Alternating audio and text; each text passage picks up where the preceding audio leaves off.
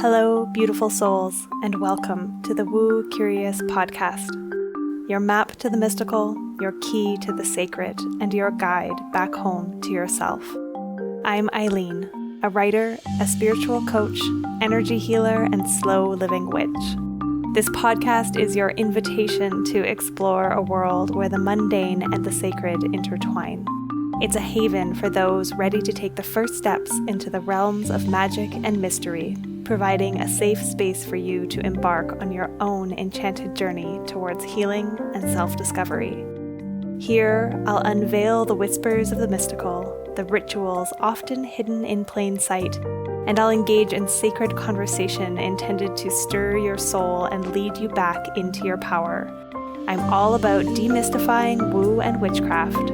So, whether you're a seasoned seeker or simply woo curious, I'm so delighted you've decided to join me on this journey. Let's make magic.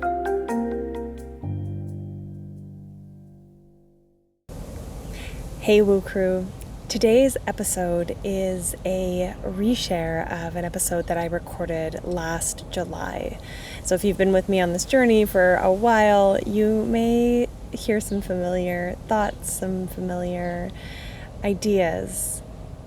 I am doing this purposefully because I am attempting to take my own medicine, my own wisdom, and apply it to my life this summer. And so that means for me, not necessarily recording a brand new episode every week. And when I looked back through the episodes that I had coming out around this time last year, this episode still felt so relevant, so poignant, and so tender. So I hope that you find some support in either hearing this perhaps for the first time or revisiting this topic of surrender.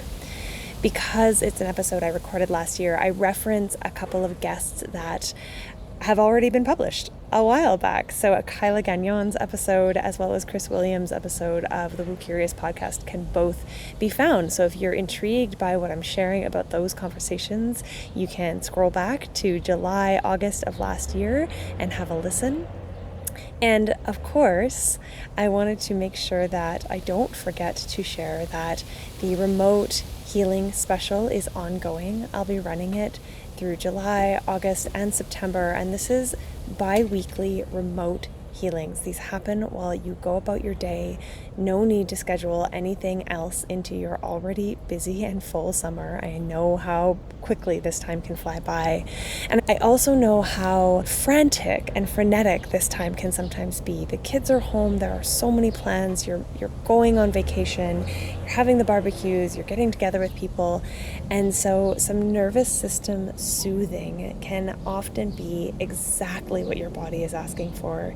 If that feels true for you and you're ready for a little bit of support without adding more to your schedule, please reach out at I am Eileen March on Instagram or send me an email, Eileen@myluminouslife, and connect. I'll give you all the info, all the deets, and we can go from there. All right, now for the episode.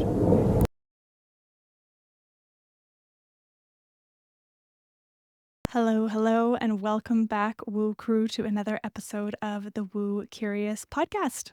I am your host, Eileen, and today's episode is going to be a solo episode.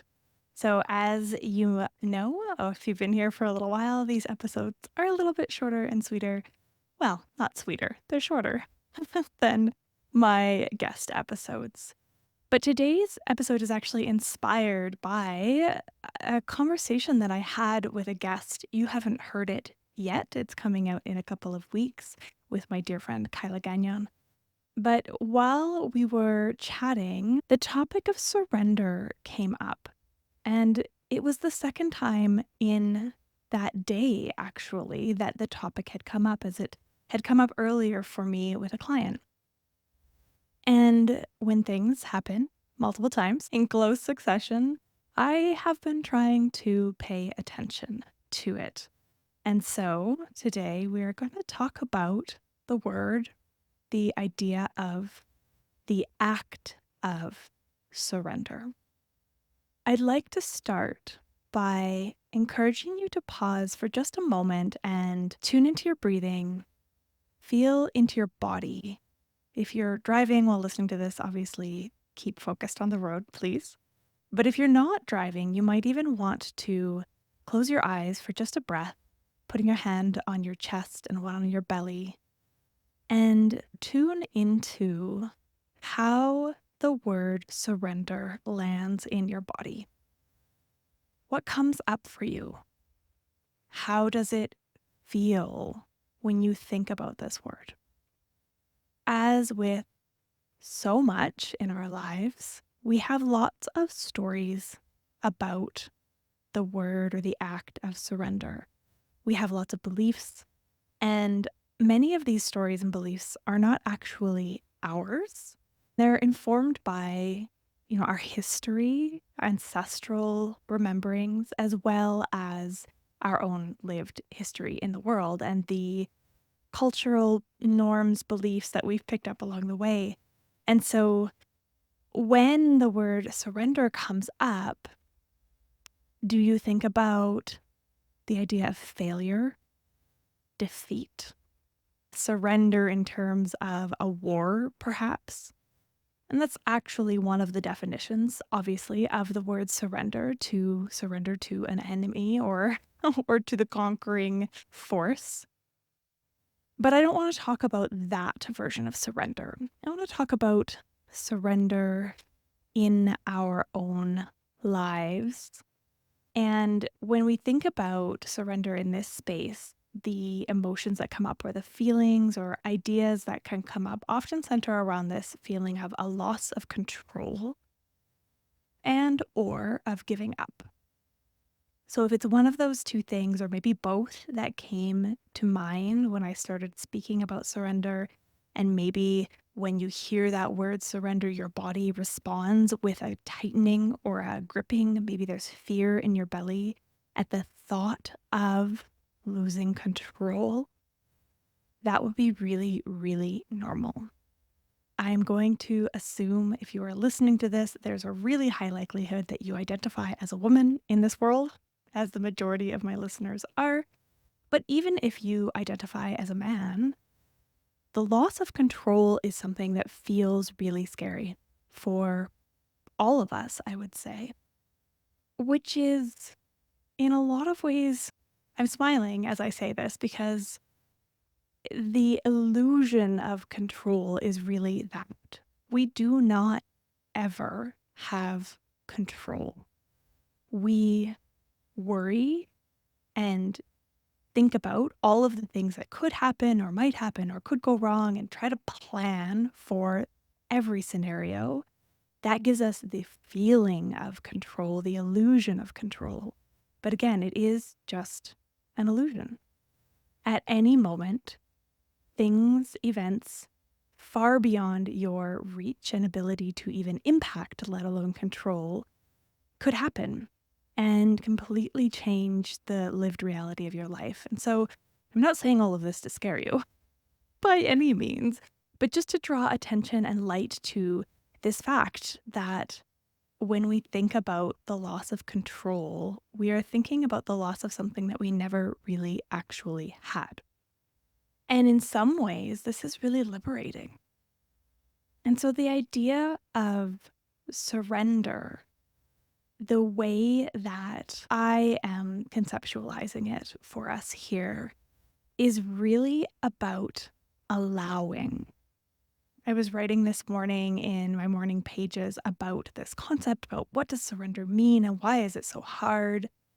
And, when we think about surrender as giving up, it doesn't sound like something we want to be doing. And so if you equate surrender with giving up, you definitely will not want to move towards it. But it's not a passive process. It's not a passive act. It's about allowing and being in flow with life as it is happening all around us and as we are moving through it.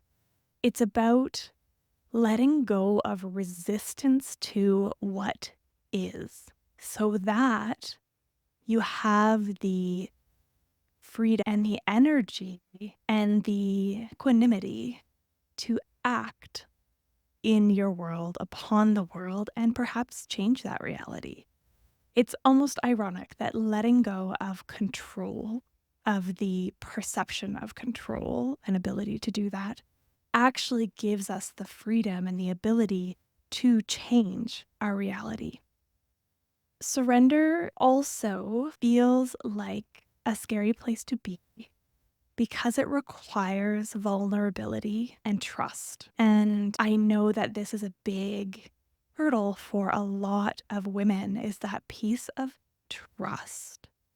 Trust that we can rely upon the other people in our lives, which often, that trust has been broken. So I'm thinking about a situation with a client where the struggle was there to trust that her partner would be able to follow through on some of the promises of like chores. This is like basic. We're not talking emotional trust here. We're talking basic. I will do what I've said I will do, and I will be responsible to motivate myself to do it. I'm sure that many of you can resonate with the experience of having a partner say, when you're upset or perhaps annoyed that things aren't getting done around the house, that response of, well, I'll do it, just ask me to. And the absolute exhaustion that comes from having to be the one to keep a tally and know what needs doing. Right? So this is a bit of a sidetrack, but it is all related to this idea of surrender and flow. So that trust piece has to be there. To surrender to the flow of life requires that we trust the universe, really. Without that trust, it is so hard to let go, right? To let go of the shore, as it were. If you don't trust that your boat can navigate the ocean, how can you untether from that pier, from the shore? Surrender also is something that falls outside of what capitalism would have us do.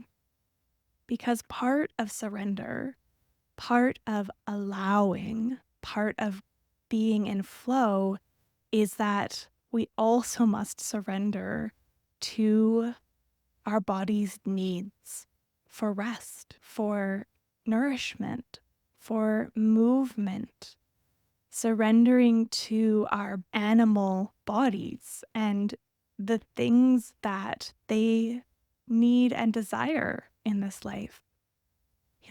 It is to admit that we are tired and have that be okay. It is to admit that for us, an afternoon spent playing with our children is more fulfilling than an afternoon spent toiling to produce more for the capitalist machine. I am painting really sweeping, broad generalizations here. I feel like this is a really surface level touch on this topic that could go so deep. But it is the utmost connection or utmost admission that we are human bodies, human animals on this planet, and to surrender to that reality and make that be a good thing rather than a failure or a weakness, right? There is this message that is woven through all of our society that to require more rest, to desire to tend to yourself is not only selfish, but weak. And so part of surrender is deciding that the opinions of others, the opinions of society are not as important or don't matter at all, perhaps, in your own tending to yourself. When I was jotting my notes about this topic of surrender, I also came up against this realization that surrendering to reality, that allowing, also requires an acknowledgement of our mortality, of our frailty, of our needs, right? All of these things that we often don't want to look at because they are out of our control once again. But it's also this kind of parallel state of being to the practice of mindfulness. So, in mindfulness practices, the idea is to be aware and conscious of thoughts, behaviors, the things around you, but in a non judgmental and non reactive way. And when you are operating from this place of awareness without judgment, we call it equanimity. You are more able to respond to life rather than reacting to it. And in a lot of ways, this is what surrender is. You're not surrendering and giving up and saying that, okay, well, I guess this is just how it is, so I'm going to live with it. You're surrendering the sense of needing to fight against where it is that you find yourself. It's a surrender to, for instance, the reality that you have 2 small children and carving out an hour every day for yourself to meditate and journal when you're the person who stays at home with your kiddos and your partner is out working a job, the reality that needs surrendering to there is that carving out an hour every day is probably not actually possible in this 3D world. And so then having that beautiful acceptance, right? Because surrender is about acceptance, allows you to then say, okay, so if I can't have this hour I would love to have for quiet contemplation and solitude, how do I weave contemplation and brief moments of being with myself throughout my day, my busy day? How do I tap into the reality of the situation that I'm in to create more spaciousness and ease and room for wonder and joy instead of coming into this place of feeling resistant to the lived reality that you're in, which only adds uncomfortable emotions on top of an already possibly uncomfortable situation. And knowing all this is fine and dandy, and actually putting it into practice, it's not easy. It takes work. It takes practice. Like any other muscle, this practice of surrender, of allowing, of being in trust and in flow with the universe, it's something that requires conscious returning to over and over and over. In another podcast interview recently that will be coming out next week as you listen to this, my guest Chris Williams and I were chatting about that old adage that, you don't go to the gym once and expect to have a six-pack. And yet, so often with these belief and behavior patterns that we have, we feel as though we should be able to change them overnight.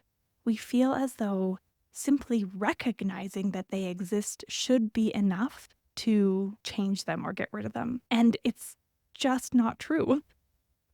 I need this reminder over and over. There's this sense of like, well, I know better, so I'm going to change that and stop behaving that way. And the reality is that these behaviors, these thought patterns, they are like a muscle that's been used for so long that it's overly developed. And, I'm going to take this into the gym. I've been going to the gym lately. Who even am I? I've joined a ladies who lift class and I go 2-3 times a week. And I have patterns in my body, muscles that have been compensating for other muscles that don't want to turn on because they never have. And so it's like these, thought patterns and beliefs and behaviors, these certain parts of my body will compensate for the weaker areas. And it takes conscious effort, repetition over and over and time to shift these muscle patterns. And so the same is true of thought patterns, habits, beliefs, behaviors. Just because you see the other path doesn't mean that the ruts on your road aren't so freaking deep that it's really hard to get out of them and start taking that other path. And for the first little while, those paths run so close together that it's really easy to slip back into those ruts, right? And so as you start to practice the things that we talk about here in these solo episodes, surrender, leaning into play, presence, authenticity, all of these things, they all require time and patience and so much self-compassion because you will fall back into old patterns, especially if you are tired or overwhelmed or hungry. Any of these things that deplete your energy a little bit or a lot bit will make it harder to follow the new path or continue to surrender or continue to live in that place of authenticity or continue to make the effort to be present, to play, to respond rather than react. It is easier for your brain, we said this before and we'll say it again, to default back to those old learned patterns of behavior. It literally takes less energy consumption in your brain to follow those deep ruts or grooves, those myelinated neural pathways. And not only does it take less energy, it's faster.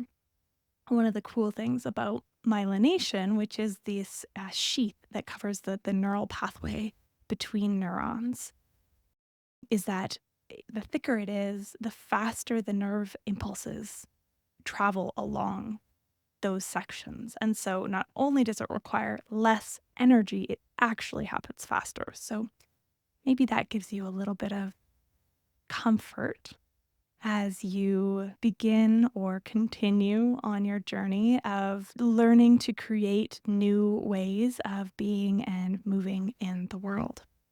All right, well, that was meandering as they usually are.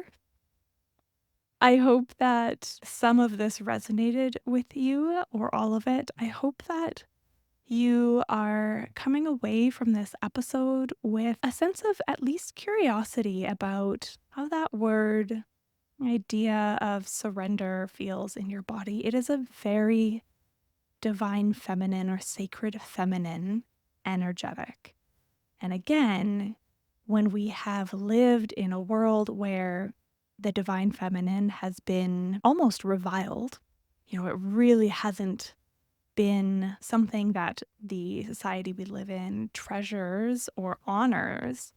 Instead, it's been this, push, go, do more, conquer. We've really lived in the masculine and prized the masculine for so long that when we start to try to cultivate these more feminine energetics in ourselves, in our world, there's a lot of pushback. There is a lot of fear and also of misunderstanding. So circling back to how we started, that idea that surrender is failure, a defeat, that loss of control or giving up, that's a misunderstanding of the root or the essence of this idea of surrendering to the flow, to the universe, of allowing for things to be as they are so that we may change them. Okay. That is all for today, Woo Crew. Thank you so much for being here. Thank you for listening. As always, if you like this episode, please leave a rating, a review. It helps so much to get this podcast discovered. If you know anybody who would like to listen, please share it with them or share on Instagram and tag at the.woocurious.podcast or myself at I am Eileen March.